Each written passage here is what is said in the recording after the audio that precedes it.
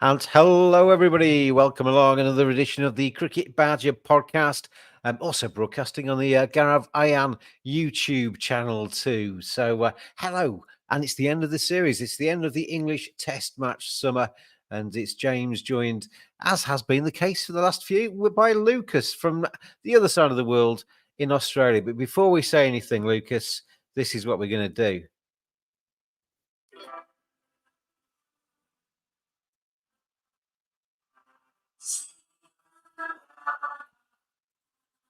Well played, Sri Lanka. Well played. I mean, that goes on for about another 5 minutes, so we won't play the lot. But well played to Sri Lanka.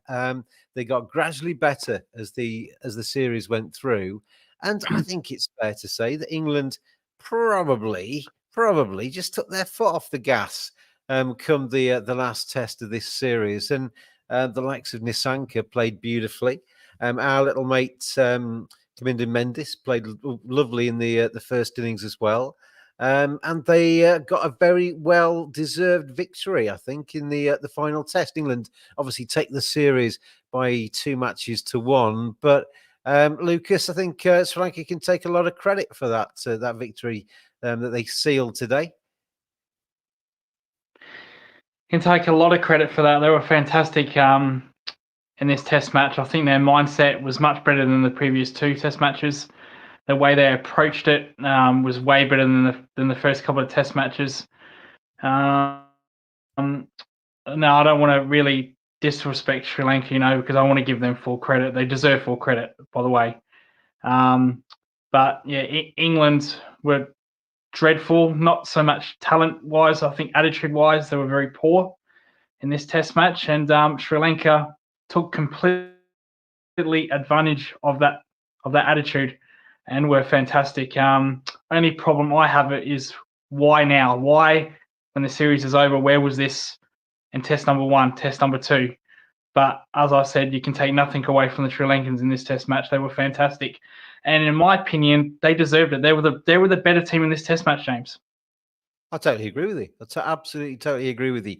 I think that there is definite suggestion that the longer you stay in a country, the longer you get acclimatized, the more you play in particular conditions, the better you get at playing in those conditions. And Sri Lanka were dreadful in the first test, better in the second, and very good in the third. And I think if we'd had a 5-match series, the fourth match would have been interesting. But I think Sri Lanka, as you say, they deserve all of the plaudits because they played really, really good cricket, I think, and particularly after being 106 for 5 and a deficit of 62 on the first innings. England, I don't think that 325 in the first innings that England scored. I got tweeted at the time, they need to be more ruthless than that. There were more runs out there. A lot of wickets were thrown away. And yes, it's great playing attacking cricket and entertaining cricket and saving test cricket. But if you're playing against, I tweeted, if you're playing against Australia or India, you're going to get bitten on the backside. As it turned out, if you're playing against Sri Lanka, you're going to get bitten on the backside. And the way England batted in the second innings, not even lasting 40 overs in that second innings, some real cavalier cricket. And Jamie Smith, 60 odd, kind of made it look a little bit more respectable. But even Jamie Smith, everybody was raving about Jamie Smith because in comparison to the others, it was a good innings. But even he could have maybe just kind of kept his head down and scored a few more with the tail. So I think England, in a way, Lucas, I'm happy for Sri Lanka, and I actually think it's probably the kick up the bottom that England need after a very good summer. 5-0 prior to this ends up being 5-1 for the summer, but maybe just a little bit of a reminder for England that they can't just coast through a test match and get an easy win just because they're England.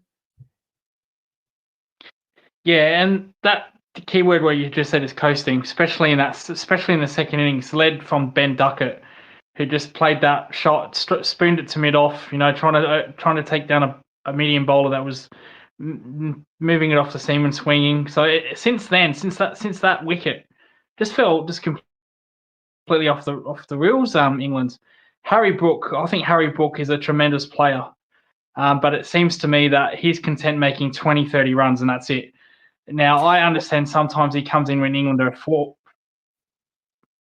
I don't know if you saw his. I don't know if you saw his innings in the second dig, but he came out on was it the second morning whenever it was that he came out to bat, and he didn't get going. He looks. I was on commentary, and his balance was off. He just wasn't getting it timed right. He was missing attacking shots, and you could see him getting frustrated. And I felt that when he ended up giving his wicket away, chasing a ball that he should not have chased because he was getting frustrated. He wasn't scoring runs. Sometimes in Test cricket, even in Bazball times, when there is all this hoo-ha about let's take it to them. Sometimes you've just got to think, I'm not going very well at the minute. I want to make sure I score some runs here. I'm just going to get my head over the ball for 20 minutes, play some sensible cricket. And we all know that, if you go through a half an hour where it's not quite working for you, somebody like Harry Brook, the timing will come. You will start to find it a bit easier, and then you can maybe play those attacking shots. But Harry got bored, basically, of being bogged down and gave it away. And what happens, Lucas, is if your number 5 gives it away like that, then all of a sudden your number 6 is walking in, your number 7's walking in, and you've lost 3 more wickets purely because Harry Brook's given it away. And there needs to be a little bit more responsibility taken. We've seen a summer where Joe Root has ruled the roost. We said actually after the last test, if it hadn't been for Joe Root and Gus Atkinson, what would England be like? Well, Joe Root had 2 failures, got a good ball in the second innings. Gus Atkinson was off the park for a little bit, and I don't think was at full pelt in this test. And without those two, we kind of proved the point a little bit. Ollie Pope obviously got a big score in the first innings, and that was good to see from him, 150 odd. But where are the other people prepared to stand up and actually do the Joe Root hard work? And there weren't any. No, there weren't any. And we've had this conversation about England cricket for many years, even before Bazball. What happens when Joe Root fails? And this was a prime example. Joe Root failed in this Test match. With all due respect, no matter how good batsman you are, eventually you will have one fail here or there. Can a batsman other than Joe Root pick up the slack? And the question was kind of no. Pope did it, as you said, that massive 100 in the first innings, but then went back to his usual consistent self and made no score in the second innings. But it was just the collapse of the second innings in general. I don't want to blame Ben Duckett, but he led the tone with that awful shot. So, and it wasn't like they were up by 2. Ben Duckett came out and played that dreadful shot. Dan Lawrence seemed to think. I can almost see it. You got Brendan McCullum, Ben Stokes, whoever in that dressing room saying, "Go on, Dan, go out there and enjoy yourself, express yourself. We know you're a great player. Go out there and hit some boundaries." There's no pressure. Maybe even promising him a winter tour spot, because there's no. I mean, and I can see some rationale in. We've asked you to do a job you're not used to. It's not quite worked out. You're not going to be penalised for this. You're going to come on the tour anyway. So go out there and enjoy yourself today. And he just went out there and swung. And there was some very good shots in his brief stay at the crease, but in the end he gave it away as well. And it's Test cricket. There's 5 days potentially, and England seem to be obsessed in winning within 3. Sometimes it's not going to happen. No. Well, with that, I thought Dan Lawrence in that second innings looked as good all series. He tried to hit out his way out of trouble. Did give it away in the end, but I thought he looked very good. Very clean strike of the ball. As we pointed out in the second show. I think in my opinion, the opening spot is a very Lucas, would you mind drop off the stream for a minute and then come back on, see if we can get you a better connection on your sound, because you're just dipping in and dipping out a little bit as we try and listen to your words of wisdom. So we'll see you in a second. I'm just bringing up the stats from the England Sri Lanka series and see if we can pick out the winners and losers. I thought for Sri Lanka, Nissanka was absolutely brilliant in this. I mean, he didn't play the first test. I thought he looked quite good in the second, and then obviously in the third one, he ended up being the match winner for Sri Lanka. So good to see him, because he's been a good player for a while. So good to see him playing well in that one. Hopefully we'll get Lucas back on in the second. Tim, hello, Tim. He says more Ollie dope than Pope. Soap on a dope, rope on a dope, whatever. I can see. I thought, to be honest, Tim, I thought that Ollie Pope, his captaincy was okay. Yeah, I mean, he's gone for reviews and he's got a terrible record with reviewing. But I've got a little bit of a mistrust of that system. And I like DRS in that it gets rid of the howlers, but I don't think a captain should be a captain. He's out there to lead his team, boost morale, set tactics, and try and put pressure on the batting side, not to umpire.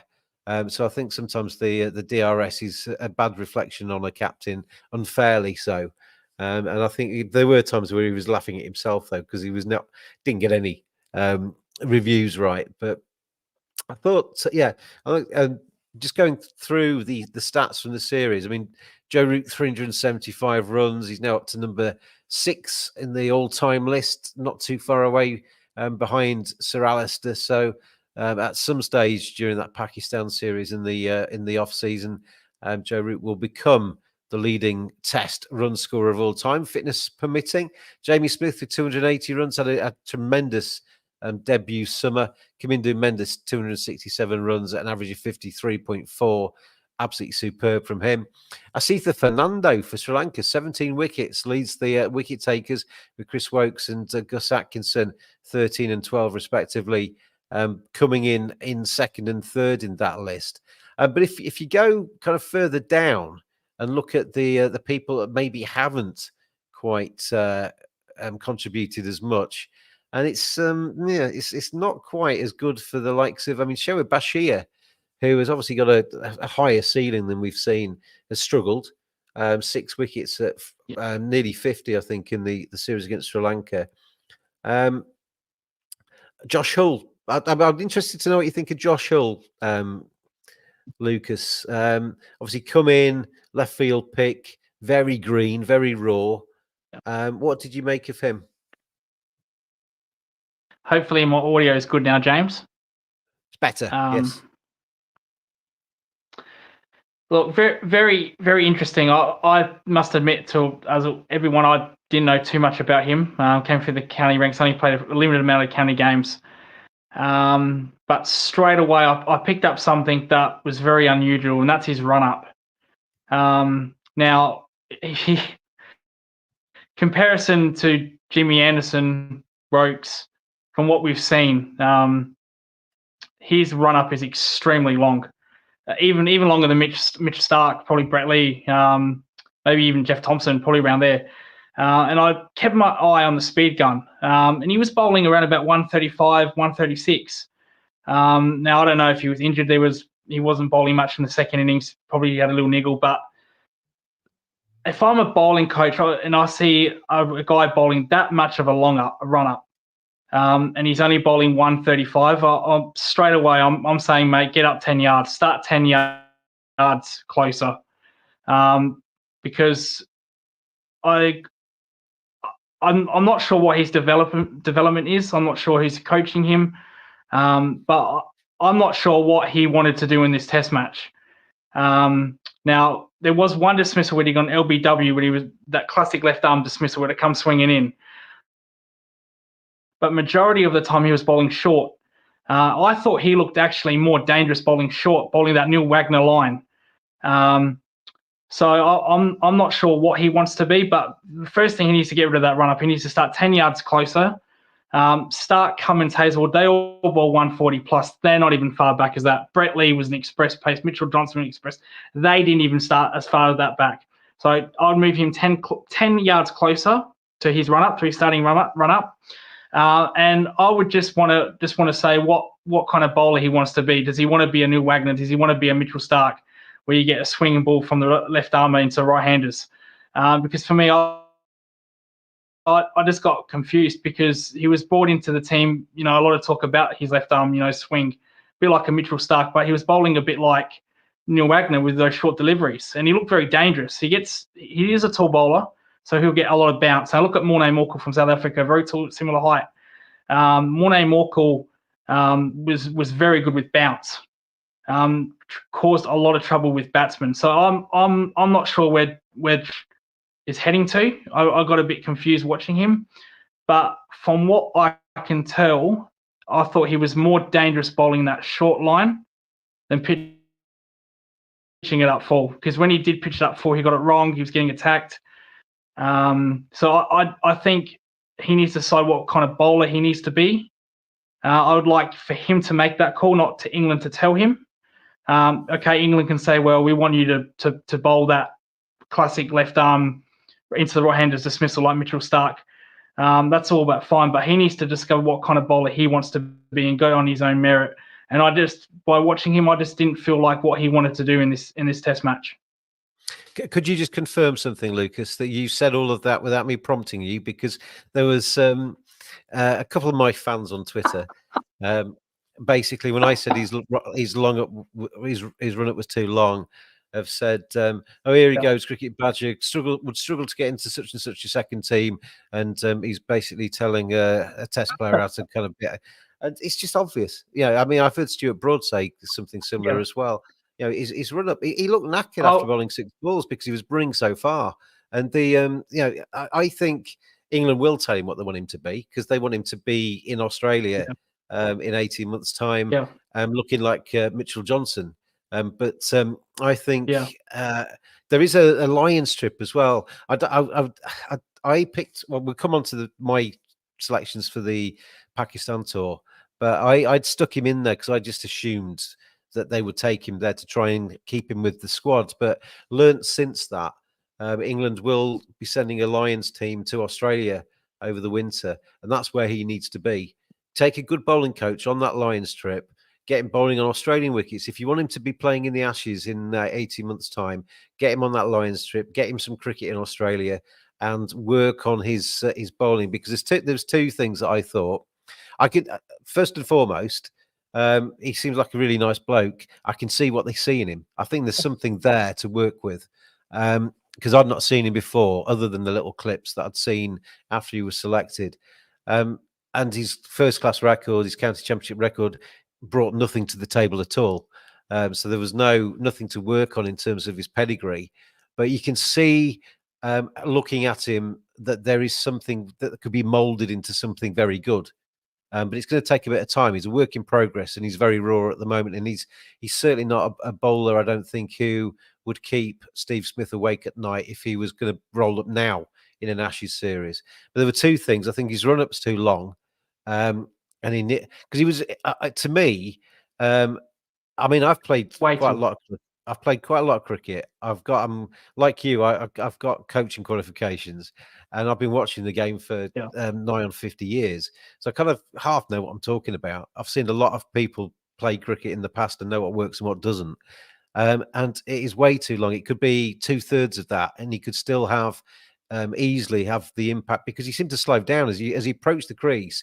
He was losing momentum, not gaining momentum. And he's supposed to kind of charge through the crease, and he seemed to be losing pace as he got to the crease.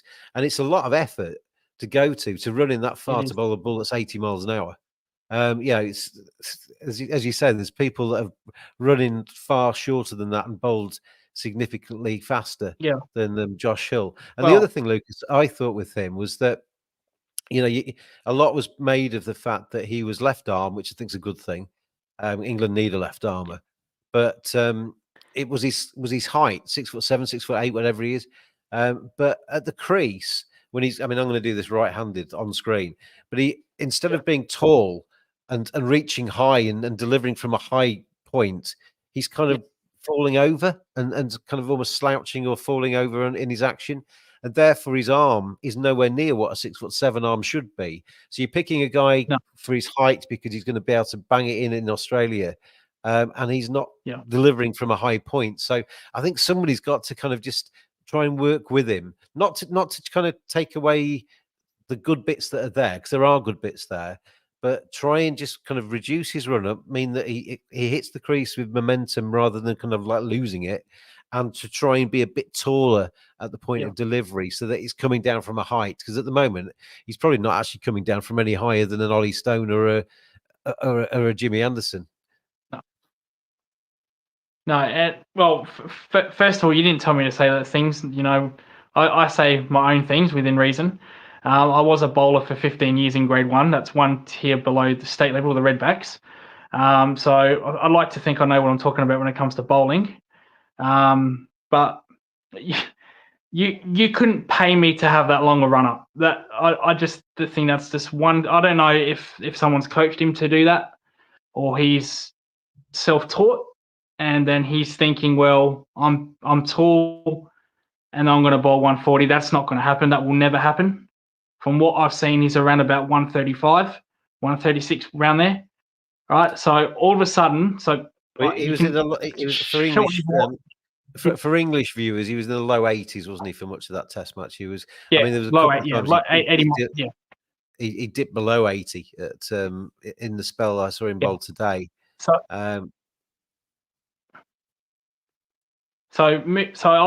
if I had my chance to work with him, mate, you lose 10, 15 yards in your run up, right? Then I want you, when you're going to the crease, I want to know what's your thought process, all right? What are you trying to actually do?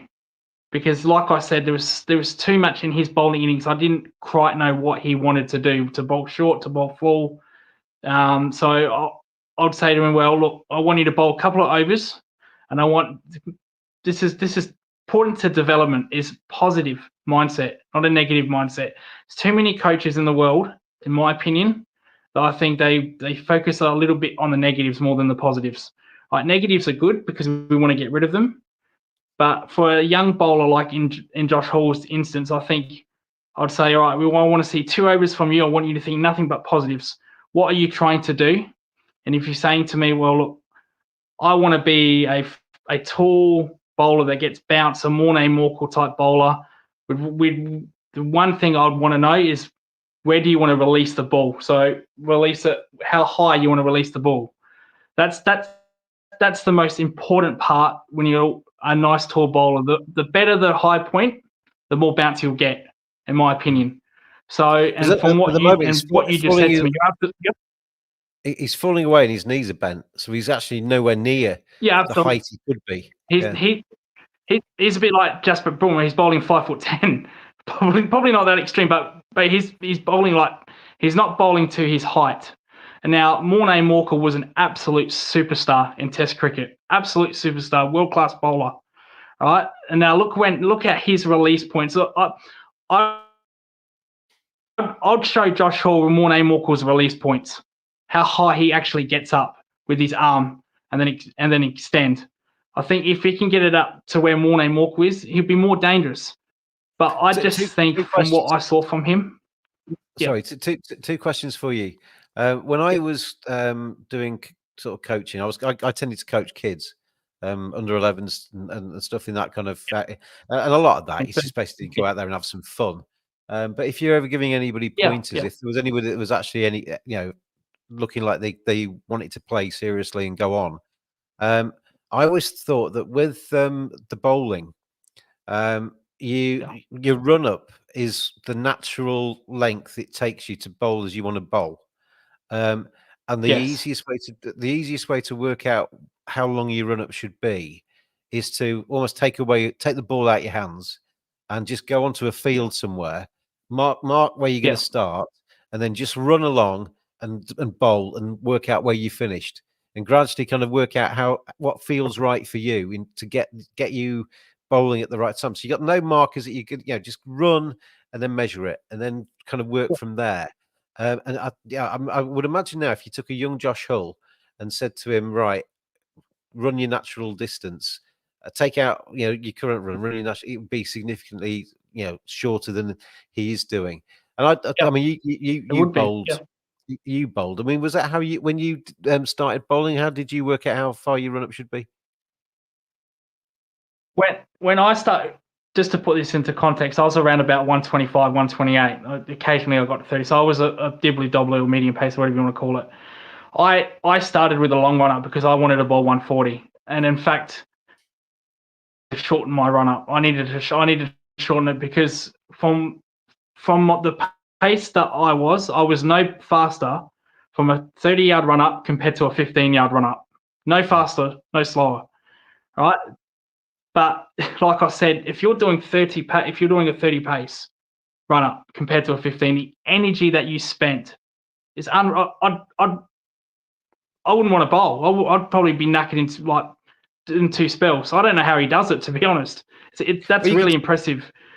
You could see Lucas after he'd bowled an over, and he was walking back down to fine leg, and occasionally he'd taken a wicket, and he was getting applause and what have you. Yeah. He was breathing really hard.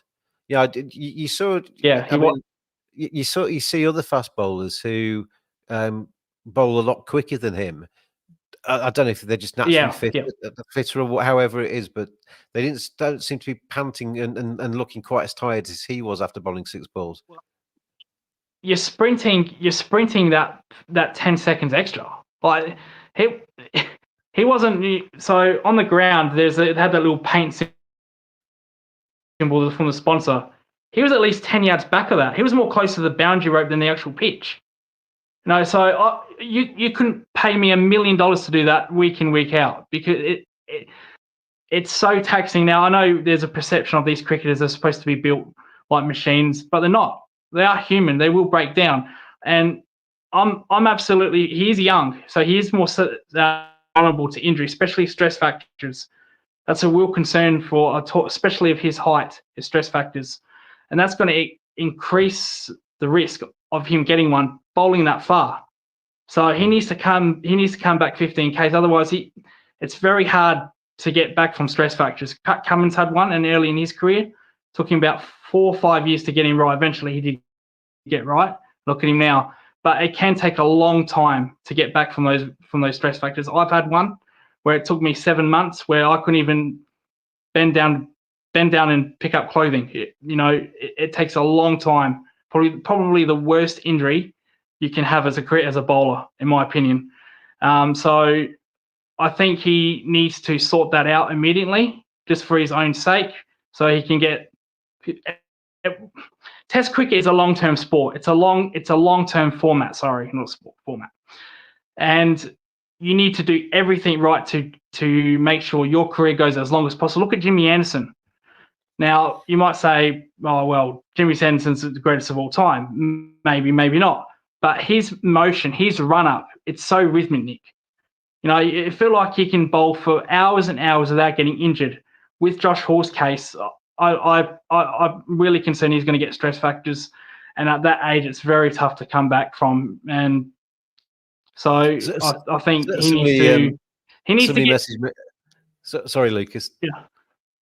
Yeah. Somebody messaged me on Twitter this morning saying that I'm a vet, but looking at Josh Hull, he looks to be a stress fracture in the waiting, and we don't want that, because I think there is something there that England can work with, and I think what they need to do with him is obviously treat him a little bit with kid gloves, because he's only young. He's got a young body. He's a young man inside a big body, and he's trying to bowl as fast and what have you, but just. Maybe just refine his run up and refine his action, and maybe work with physios and work with sports experts and what have you. Look at what's worked for other left armers and actually get something that is repeatable and puts a little less strain on the body. And ultimately, I think if it's that last, he's running in so far, but it's that last sort of 10 yards or 5 steps or whatever, he just seems to slow down. And, if he's running in a little bit less far, he can maintain the speed through the crease and then bowl a bit faster. Yeah, no disrespect to whoever's, if a family member's been coaching him, I apologise up front, but it seems to me he's been told the longer the run up, the more faster you'll get. That's what I'll tell you I get from saying that. I'll tell you who has coached him.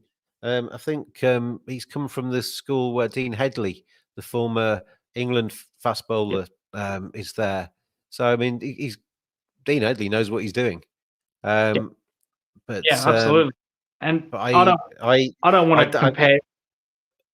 I think if yeah, you don't want to ruin him early. And I was pleased he got wickets in the first innings, because my fear was that Yeah. he would have a dreadful Test match and it might affect him. But he knows he can take wickets in Test cricket now. Yeah. I don't think we'll see him in Test cricket. He might go to New Yeah. Zealand, but I'd be surprised if well, if it was me, I wouldn't take him to Pakistan. I mean, what are the upsides of Pakistan? And then take him on the Lions trip to Australia. Maybe not play him in all the games, but work hard with him to just groove him a little bit and just refine him. That's the key word, James. Development and hard work. Now he's only played his first Test match, but he's only played a limited amount of county championship games. Now, when you're coming into a new club, new environment, no disrespect here, but you kind of get overlooked compared to a star bowler or a number two into attack. You kind of get worked on less or developed on less. That's what I found out in my career, that they'd work on the main guy that's leading the attack. Then they'd come around to the third, fourth bowler. So I think it's also it's hard for him to be in that situation where you haven't had that development, when you haven't had that coaching. So the key word, as he rightly put it, is hard work and development. He needs the right people around him, and for his sake, probably not for an Australian sake, because you might take 50 wickets in that series. But from a bowling sake, he needs a lot of work in him with the right people telling him what to do. And one clear message: the worst thing with a bowler or a batsman is you get 100 messages from 100 different people telling you what to bowl, how to bowl, doing this, doing that. He needs a one clear-cut mind telling him, right, this is what you want to be as a bowler, and you got to stick to it. I think there's been examples in the past as well where a player that's done well, I mean, this isn't Josh Hull, a player that's done well and played a lot at county level has got an England call up for a reason, and then they change him. It's happened, I think, a lot with some spinners where they change them to try and Englandize them, and they end up losing what made them good. I don't think you've got that risk with Josh Hall, because he hasn't got any a massive CV in terms of success behind him. But I could definitely see what somebody else has seen in him in terms of, we should be looking at this kid and getting him into this team, because there's definitely the raw materials there. The ingredients are there for a very, very good fast bowler. But they just need to kind of sort him out and just be careful with him, and I'm sure they will be. I'm sure they will be. But so Josh Hull, good luck, because and well played. I mean, you've got one Test match more than me and Lucas. Yeah, he's done that well in his first Test. Fantastic. But anyway, let's move on from Josh, and let's move back to the Test that we've just seen. I was talking whilst you were kind of reconnecting about some of the Sri Lankans there, but just looking at the runs scored in this series, you could say, I mean, Ben Duckett had a good first innings in the third Test match. Ollie Pope kind of salvaged his series with that 154. Harry Brook, Ollie Pope, and Ben Duckett all averaging around about 30 in the series. Gus Atkinson, obviously, with that century, averaging 31.6. Dan Lawrence missed his chance. Well, we've kind of spoken about him already in this series, that he was on a no-win, really. And it remains to be seen, who do they take to Pakistan? Do they go with Dan Lawrence, or do they look elsewhere? And I think if it was me, I might look elsewhere. But knowing how England are in terms of kind of loyalty and in terms of having a nucleus of a squad, I could see Dan Lawrence going, particularly with the fact that he bowls a little bit of spin as well. Obviously going to Pakistan, he might come in handy. So he's kind of become, I think, a bit unfortunate, Dan Lawrence, in that he's become the utility man in England's thinking, rather than actually he's a good batter. Let's put him in at number 5 or 6. He's become somebody that can kind of fill an emergency, rather than somebody that's actually your first choice, which is not the greatest place to be. No, look, I think in the second Test we admitted that we felt a bit sorry for him, because he's in a no-win situation. Right? He can score 3 consecutive double hundreds. Zach Cawley's going to come in. He can score 5 ducks. Then people are going to slander him. People are going to say, well, maybe you haven't got maybe you haven't got what it's taken to be an opener, considering he's not an opener. But I generally do feel sorry for that because he has been put into the Wolves' den, and he's gone in there with blind faith, no expectation whatsoever. He's not sure how he's played these innings very differently. So the last innings we saw him try to hit everything, go for broke, tennis term, go for broke. So it can be very mentally challenging when you ask any player, let alone a batsman or bowler or whatever, to do that. But I think you're right. He does bowl a little bit of spin. We have seen that in the past in India. And if there is an injury, it looks like he can play 4-5-3 open. So it seems to me that probably will take him to Pakistan. Whether he's needed to their pitches are like, he might be batting at 11. So it'd be very interesting to see what they do with him. But I think at this point in time, he's their fix-it guy. So, and it's hard, but I guess that's the role he needs to play and learn if he wants to stay in the English team. Yeah, I agree. I'm just trying to cut and paste my my squad selection into this chat. I'll try and do that in a second. But come on, James. I also wanted to go on to talk about the World Test Championship a little bit later as well, in terms of its usefulness, because I've got the table. In fact, let's do that now. Let's look at the World Test Championship now. I'm going to bring it up over us. So this is probably going to look dreadful because we'll see our ears sticking out. There we go. But there's the current points table in the World Test Championship. India top and Australia in second. New Zealand, Bangladesh, Sri Lanka third, fourth, and fifth, and England in sixth. That win for Sri Lanka just keeps them above England in the table. But the thing that strikes me, Lucas, looking at that table, is the ramshackled nature of how many games teams have played. You've got England having played 16, Australia 12, India 9. And then you've got 3 teams there in New Zealand, Bangladesh, and South Africa having only played 6. Now, that's not really a representative kind of table about who's doing well against, it's far from playing everybody else home and away, which would be ideal, but there's not enough time. Yeah. But it would seem sensible to that. I mean, it just shows you kind of the haves and have-nots. The haves play more Test cricket. The have-nots struggle to get a series. And Sri Lanka have only played 7 now, off the back of just playing 3 against England.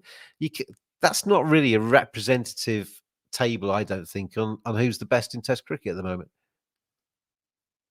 No, not at all. I like this idea of the World Test Championship, but I think it's executed poorly, in my opinion.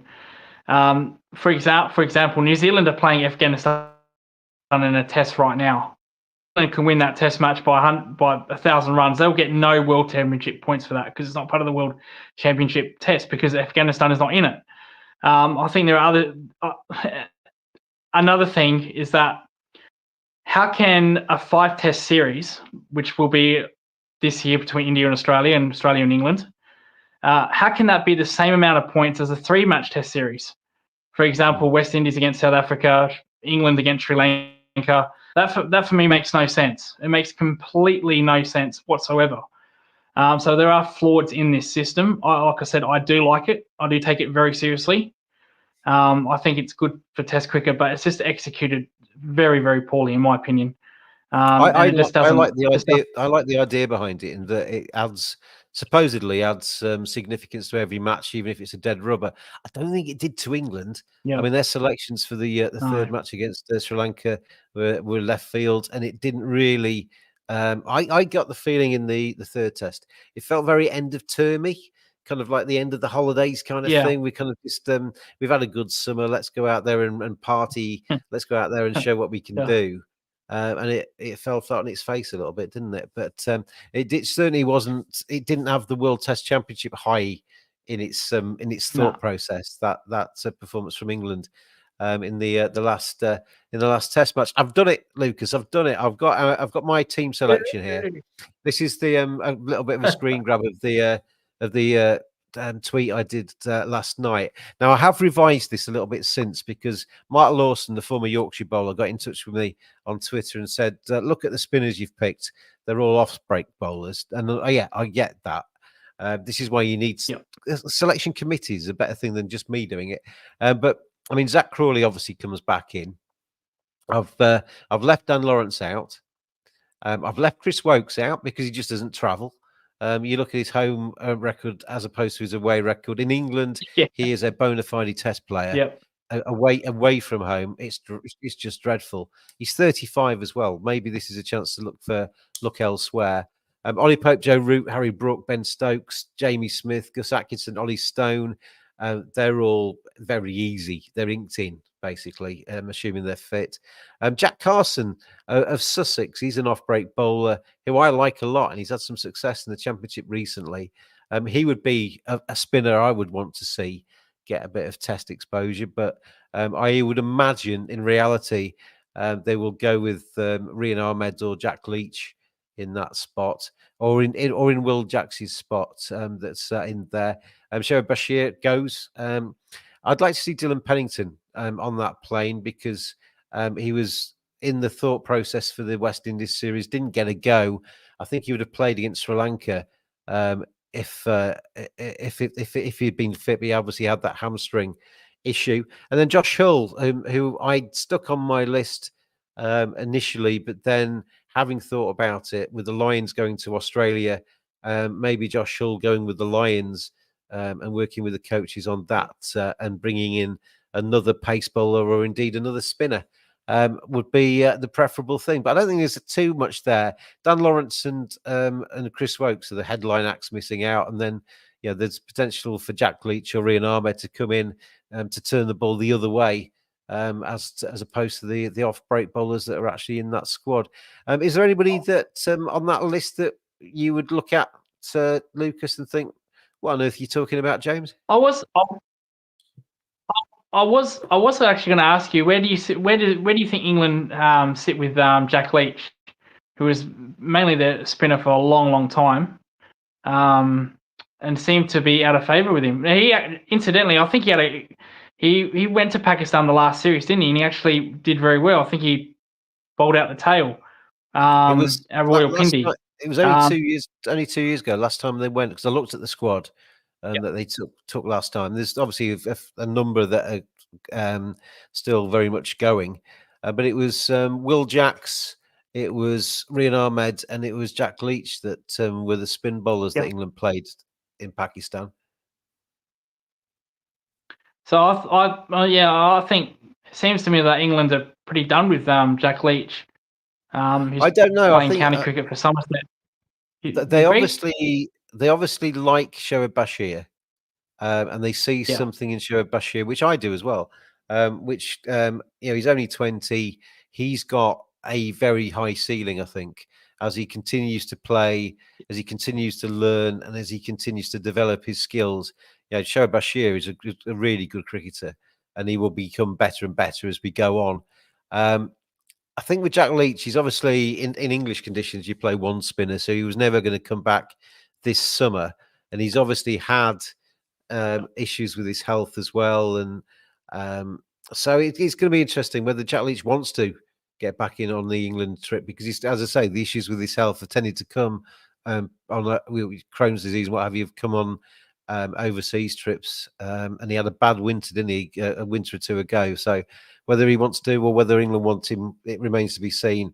I think they were planning to actually name the Test squad in the next few days, but there's obviously a bit of uncertainty with the venues in Pakistan, and they.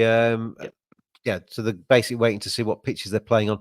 Just for the listeners later, rather than the people watching and can't see the graphic up on the screen, my 15: Crawley, Duckett, Pope, Root, Brook, Stokes, Smith, Atkinson, Stone, Carson, Bashir, then Will Jacks, Jordan Cox, Dylan Pennington, and Josh Hull. But as I say, there's a couple of changes I'd already make to my squads. Anyway, so that's how I would go. Anyway, with that, and yeah, obviously with Pakistan coming up and then New Zealand, two different kind of places to go to. New Zealand's often very compared to England in terms of the way the pitches play there, whereas Pakistan and the UAE, if there's a one-off test there, are very different, dry, potentially spinning tracks. We saw 2 years ago when England went there.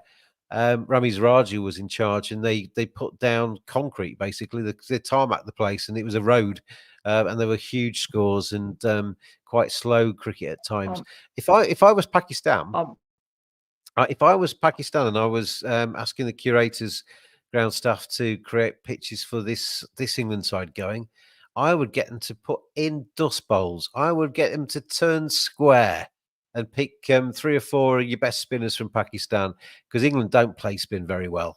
Not when it's really, no. really ripping. Joe Root's obviously a tremendous player of spin. He's a tremendous player of pace bowling. But I think that would be Pakistan's best chance, because England were 3-0 last time on the road. So go a different way.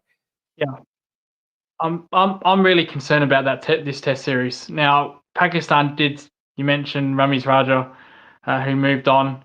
They did something different against Bangladesh. They made green tops, and they got completely outplayed by the Bangladesh pacers. I'm a bit worried that they'll overreact to that. I reckon they'll probably go back to concrete roads. I hope not. I really hope not. Because that does not help Test cricket whatsoever. And how there's supposed to be an ICC pitch rating for these. How the Royal Pindy hasn't received poor in the past is completely beyond me. With all the, it's basically just stat padding venue for batsmen. So I'm really generally worried for that series when it comes to that, because I think they will go back to old ways. I hope not. To your point, going to dust bowls, yeah, England don't play spin very well, just as bad as Australia. We haven't won in Bangladesh or in India in years, James. So I wouldn't mind if they still kept with green tops. But with them, I don't think they have the talent. I don't think they have. When you've been playing on these pitches, on these hard roads for so long, and then you go to a place where it moves off the seam, they folded like a cheap tent in that Bangladesh series, James. And I think some of their batsmen, no disrespect, I think some of them batsmen did benefit from those roads, those hard wickets. And when it's done something off the seam, they've capitulated, including Babar Azam, who is a star player. But I think, in my opinion, he's benefited a lot on those pitches. I think if you're Duckett, Crawley, route, etc., you're hoping that it's a proper motorway, aren't you? A real road, because that, as you say, stat padding. You can get across the 3 test matches. One's obviously in Abu Dhabi, but that can be a very good batting track as well. You can get yourself a couple of big hundreds, and all of a sudden your average is a lot more healthy, isn't it? But we'll see how they go. A few messages coming in. Hello, you'd have to. Yeah, go on. Yeah, finish off, James. I was going to take us on somewhere else. If you got a point. Oh, well, I was going to say it might be my best chance to get 100, James, or 50 even. But as a bowler, bowling on those tracks, you'd have to be an absolute fanboy of bowling or mad to even try to bowl on those pitches when it's concrete roads and all that. I feel very sorry for those bowlers when you bowl on those pitches. That is where they will miss Jimmy Anderson, because Jimmy Anderson was very good at bowling you 10 overs for about 18 runs, hardly going for anything, maybe picking you up a wicket. And they will miss somebody in that kind of role, I think. Tim WD, he did say whilst you were away from us earlier, more Ollie Dope than Pope in terms of Ollie's series or test second innings, but I think that's a little unfair. Garav says hello, guys. Hello, Garav. Tim WD says, what about Liam Livingston? Well, Liam Livingston, Tim, went last time to Pakistan. Definitely an option. To me, I mean, he's a Bazball pick rather than a Test cricket pick, but we'll see if they give Livy the ring again. Gareth says, what's the main reason of the downfall of Pakistan cricket? We'll come back to that in a second, Gareth. And Tim says, surely Robbo, in terms of Ollie Robinson and the Overton brothers, are in the conversation for the Pakistan tour. Absolutely, Tim. Absolutely. Ollie Robinson, though, just doesn't seem to be on their radar. They seem to have made a decision on Ollie because there's been obviously a number of quicker bowlers picked this in English conditions over the last 6 test matches, and Ollie Robinson's not been any of the squads. So it looks like they've moved on from Ollie Robinson. Just a quick thought here, James. If Pakistan do go back to those pitches, and if you're a young Josh Hall, that would be a complete nightmare. He's Hull, not Hall. That's something that. Yeah, sorry, Hall. Yeah. That would be a complete nightmare to bowl on those pitches when you're having run up problems. That's why I point problems. That would be a complete nightmare. Yeah. With hindsight from that 15, I wouldn't take him. I'd send him to Australia and do some work with him, and possibly not even play him in the Lions. Not even play him in the Lions, but actually just work with him away from the middle and maybe play him in the odd game here and there. I mean, he's picked for the white ball series against the Aussies as well, Josh Hull. So it'd be interesting to see if he plays in that, because he's got a half decent record for Leicestershire in the white ball stuff. But they're obviously very keen to get him involved. So we'll see him somewhere, I'm sure, in the winter. The Overton brothers, absolutely. I haven't heard. They seem to have moved on from them as well. There seems to be a kind of a way of thinking with the Brendan McCullum, Rob Key hierarchy, that they've moved away from Bairstow, they've moved away from Moeen Ali, they've moved away from a number of people that have played either regularly or semi-regularly before, and they've obviously got their thoughts on everybody that's in the mix, and maybe Robinson and the Overtons don't fit their criteria. But I can see, I mean, if Jamie Overton got himself fully functioning and every time he starts to make waves, he gets a little niggle again, and he criticised me on Twitter for saying that, but he's been out injured again this summer. But I think you see Jamie Josh Tongue. Josh Tongue's been out with a pectoral injury.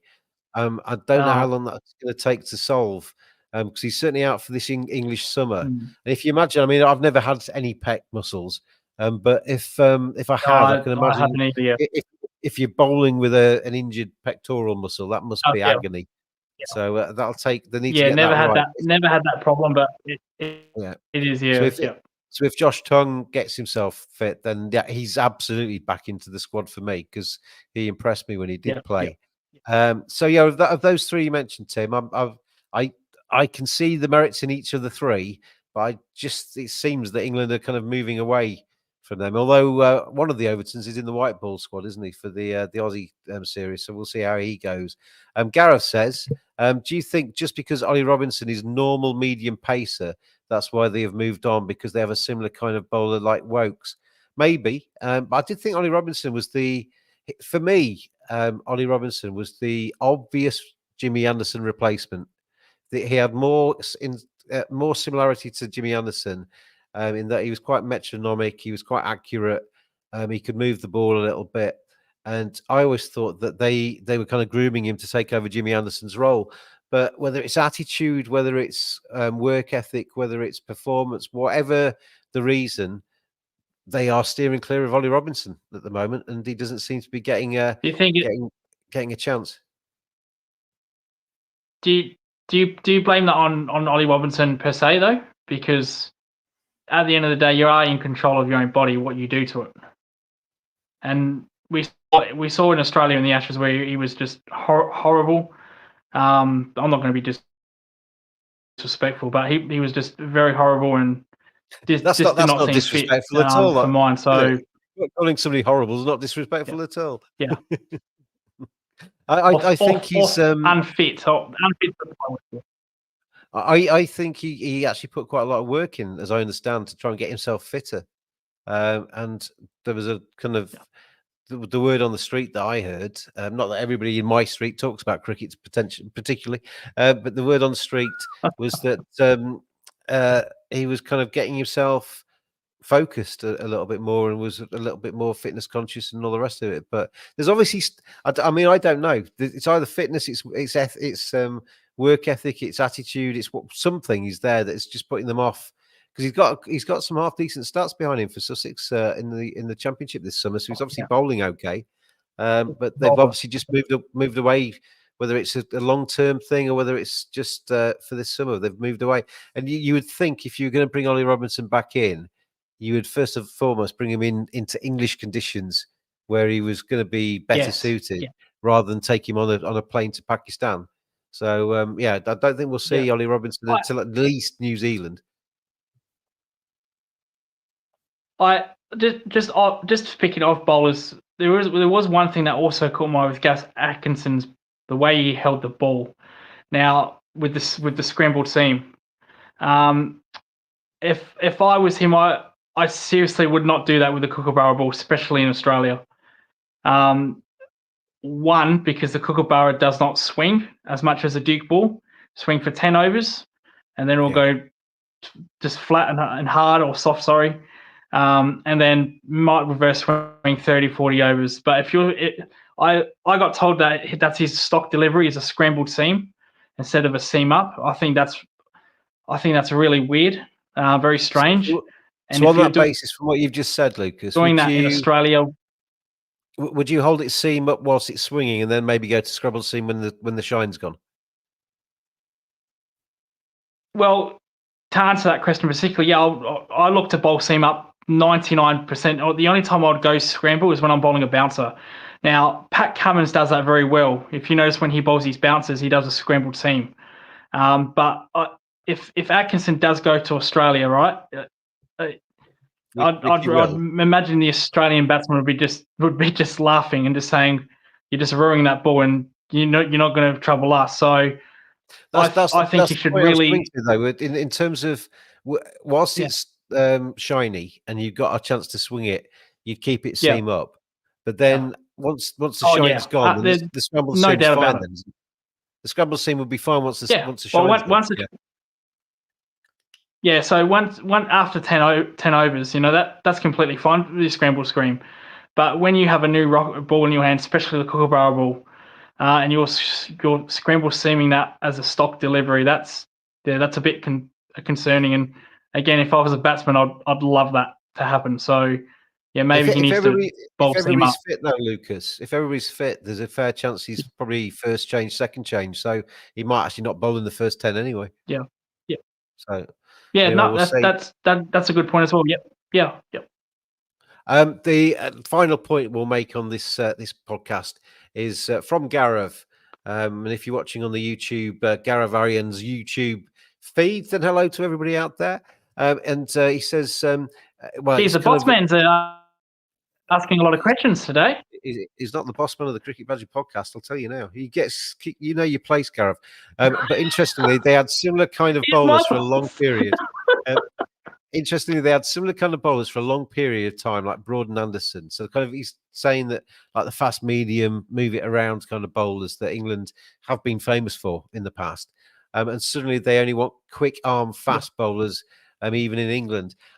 What the reason why, Gareth, is they are building to the Ashes, and they want to take, in an ideal world, when they select the team for the Ashes, they want to have at least 5 big bruisers that can bowl it quick and get some bounce on the Aussie decks. The only thing I would say to that is that, and we're going to be guilty of it ourselves now because we're talking about the Ashes ourselves now on an England Sri Lanka review, but is that everything, all roads for England seem to lead to the Ashes.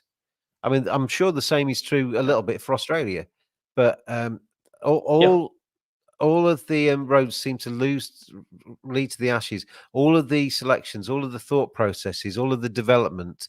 Josh Hull being a prime example, bringing him in because he could provide you with a left arm over bouncy option, big tall lad in Australia.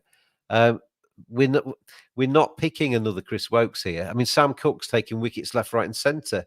Ben Coe taking wickets left, right, and centre in the Championship. But they are kind of 80-mile-an-hour bowlers who aren't big, tall fellas, who are brilliant on English conditions, but probably might struggle if you took them to Australia. So everything. There's far too much chat about the Ashes when we're still 18 months away from it. Is my point that I'm trying to get to. Would you agree? Yeah. Well, we've got an Indian series in December, 5-test series, and yet there's still these cricket players still getting questions asked about the Ashes. But you're right; it's the pinnacle of our two nations. So it is hard to ignore, but I completely agree with it. But you don't get an I asterisk think next to no you. matter what. Sorry, you don't get an asterisk next to your stats, do you, to say, um, you know, X amount of these runs were scored in Ashes series, so he's even better. I mean, ultimately, when people look Yeah. back at people's careers, Yeah. we talked about Joe Root getting a century in the Ashes, and he hasn't done that down under, despite getting quite a few in England against Australia. But a run against Sri Lanka is exactly the same amount of than you get for a single taken against Australia, isn't it? Yeah, every match should be important. And the for reason me. why, yeah, and the reason.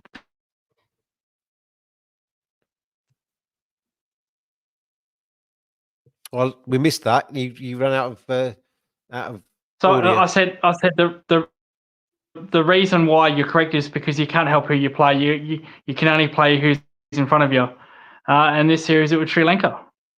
Yep. And they did themselves proud today and over the last few days, Sri Lanka. Hopefully they have safe travels. They're off to New Zealand now, I think, or hosting New Zealand maybe in Sri Lanka. And they'll take a lot of confidence back to their island and to take on the Kiwis, because tremendous performance by them at the Oval. Not quite so much so from England, although it's been a good summer for England. But when I initially looked at this summer, West Indies, Sri Lanka, kind of 5-1, 5-0, 6-0, depending on the weather, was my suggestion. So I don't think England have done anything extraordinary this summer. Brought a few new faces in, got a few more centuries, got a few more fifers under the belt, and we'll build to the Ashes, because that's what England do. Anyway, thank you, Lucas, for joining me on the Cricket Badger podcast on the Garavayan YouTube channel over the Sri Lanka series. Been a pleasure chatting to you. Been a very pleasure chatting to you, James, and what a way to finish it with an England loss. Honestly, has to finish on a high, doesn't he? Anyway, and thank you out there, everybody, for watching, stroke listening, as we've been going through this English summer. And we will be joining you again soon, I am sure, with more chat about England, chat about Australia, chat about things that aren't the Ashes as well, as we go through on the Cricket Badger podcast. So we will see you very soon. Thanks to Lucas again. Thank you, everybody. And thank you for watching and listening to the Cricket Badger podcast.